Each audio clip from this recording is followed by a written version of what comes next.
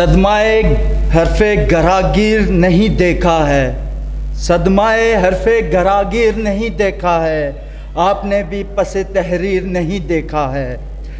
اس قدر سہم گے دیکھ کے مقتل کو جو تم نے شاید میرا کشمیر نہیں دیکھا ہے، تم نے شاید میرا کشمیر نہیں دیکھا ہے۔ کشمیر میں 73 برس سے جاری قبضے نے نئی نسل کے دل و دماغ پر بہت گہرا اثر ڈالا ہے۔ برسوں سے انہوں نے پرتشدد حالات ہی دیکھے ہیں۔ میرے کشمیر کو جنت نظیر کہا جاتا ہے، لیکن صدر علی وقار میرے کشمیر کو جنت نظیر کہا جاتا ہے، لیکن اس میں پھولوں کی خوشبو کے بلکہ پیپر سپرے اور آنسو گیس نظر آتی ہے۔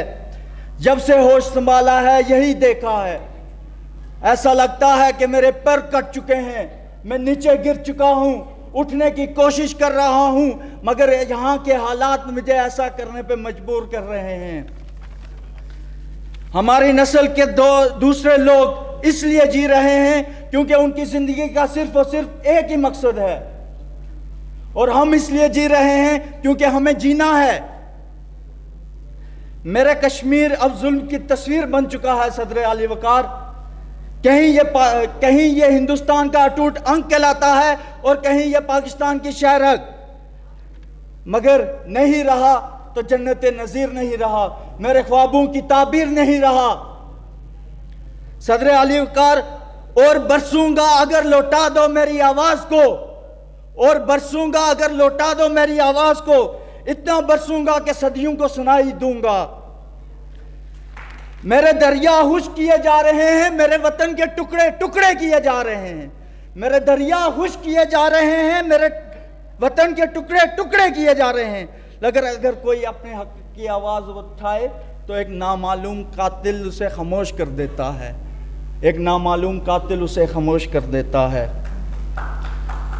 ہم ایسی جگہ پہ جی رہے ہیں جہاں خون سستا ہے، شب و روز بہایا جاتا ہے، جہاں پہ ماؤں بہنوں کی عزتیں لوٹی جاتی ہیں، اور اگر کوئی حق کی آواز اٹھائے تو اسے ایک گولی سے خاموش کرا دیا جاتا ہے۔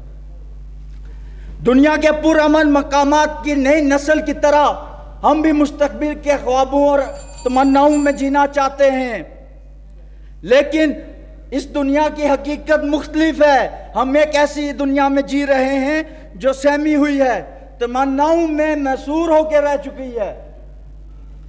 وہ لوگ جنہوں نے خون دیکھ کے گلستان کو رنگت بخشی ہے، وہ لوگ جنہوں نے خون دیکھ کے گلستان کو رنگت بخشی ہے، دو چار سے دنیا واقف ہے، نہ جانے کتنے اور ہیں۔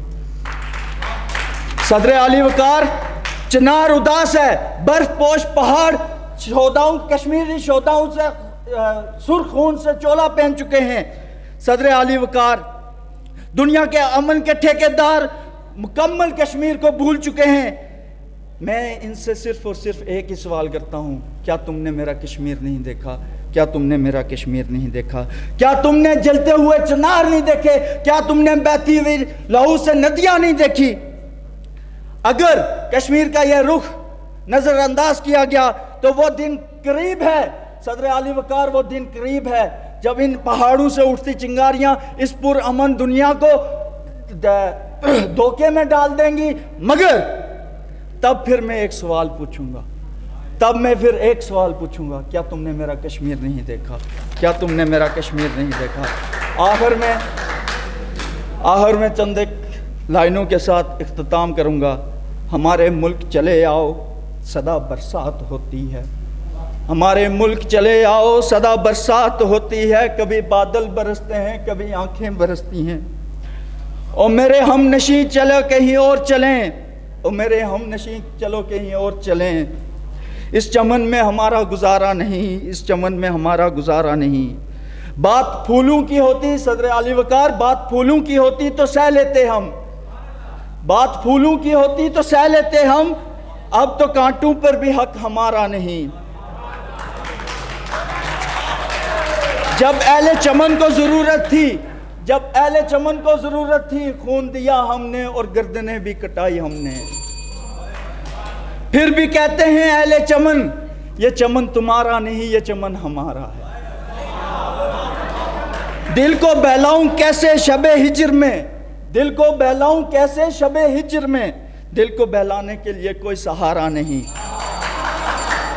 رات ڈل گئی، رات ڈل گئی، چاند چھپ گیا، آسمان پہ تارے بھی نہیں۔ میرے ذوق نظر آزما لیجئے، اگر بجلی گرانا ہے گرا لیجئے، مگر گھر سے نکلا ہوں یہی سوچ لے کر، یا پھر یہ نظر نہیں یا یہ نظارہ نہیں۔ ظالموں اب اپنی قسمت پہ ناز نہ ہو، ظالموں اب اپنی قسمت پہ ناز نہ ہو، دور بدلے گا، یہ وقت کی بات ہے، یقیناً وہ سنے گا۔ خدا تمہارا ہے، خدا ہمارا بھی۔ شکریہ۔